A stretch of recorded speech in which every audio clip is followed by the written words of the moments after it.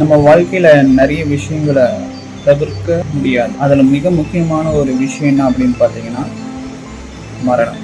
ஒரு சில பேரால அந்த மரணத்தை கொஞ்ச நாளைக்கு தங்க கிட்ட இருக்கிற பணத்தை வச்சோ இல்லைன்னா வேற எதையாச்சும் வச்சோ நம்ம தள்ளி போட முடியும். ஆனா அதை முழுசா தவிர்க்க முடியாது. அதாவது 2 மரணங்கள் மோஸ்ட்லி எல்லா கிறிஸ்தவர்களுக்கும் தெரிஞ்ச ஒரு விஷயம்.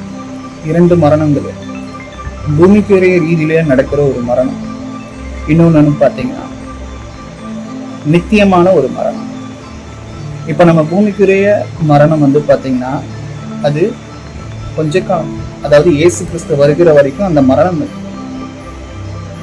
ஆனா இயேசு கிறிஸ்து வந்ததுக்கு பிறகு, அவருடைய 2ஆம் வருகைக்கு பிறகு, நியாய தீர்ப்பு நாட்களுக்கு பிறகு யார் யாரெல்லாம் இயேசு கிறிஸ்துவை ஏற்றுக்கொண்டு இருக்கிறார்கள், யார் யாரெல்லாம் இயேசு கிறிஸ்துவை விசுவாசிக்கிறார்கள், அவர்களுக்கு 2வது மரணம் ஒன்றும் கிடையவே கிடையாது. இயேசு கிறிஸ்துவை யார் ஏற்றுக்கொள்கிறார் அவர்களுக்கு அப்படிப்பட்ட ஒரு 2வது மரணம்.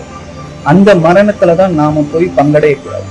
அப்போ 2வது மரணம் நமக்கு வருவதற்கும் வராம இருக்கிறதுக்கும் நம்ம கையில தான் இருக்கு.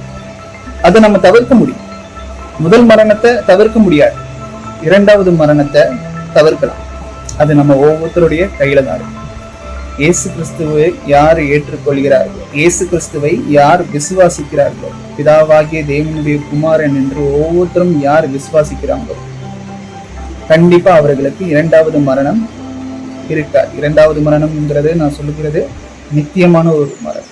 நமக்கு நேரம் இருக்கும் பொழுதே நாம மனம் திரும்பணும், ஞான ஸ்நானம் எடுக்கணும், ரட்சிக்கப்படலாம். இது எல்லாத்துக்கும் முன்னாடி இயேசு கிறிஸ்துவை விசுவாசிக்கணும், நம்பணும். அவர் மூலியமா எனக்கு பாவ மன்னிப்பு இருக்கு, ரட்சிப்பு இருக்கு. நம்ம யோசிக்கலாம், பாவம் மன்னிப்பா, நான் பாவமே பண்ணல, எனக்கு எதுக்கு பாவம் மன்னிப்பு? இந்த உலகத்துல பிறந்த எல்லா மனுஷனும், அது யாரா இருந்தாலும் சரி, ரொம்ப நல்லவங்கிற பேர் எடுத்தவங்க கூட பாவம் பண்ணியிருப்பான். நம்ம கர்த்தருடைய கட்டளைக்கு மீறி நம்ம நிறைய காரியங்கள் பண்ணியிருக்கிறோம், இனிமே பண்றதுக்கும் வாய்ப்பு. அந்த பாவத்திலிருந்து ஒரு மன்னிப்பு நமக்கு வேணும். அது சாதாரணமான ஒரு மனுஷன் நமக்கு கொடுக்க முடியாது, இயேசு கிறிஸ்துவை தவிர. ஸோ சீக்கிரமா மனம் திரும்புங்க, இயேசு கிறிஸ்துவை ஏற்றுக்கொள்ளுங்க, ஞானஸ்நானம் எடுத்துக்கொள்ளுங்க, ரட்சிக்கப்படுங்க, சபையில் சேருங்க. உங்க ஜீவனை நீங்க தான் காத்துக்கணும். தேங்க்யூ.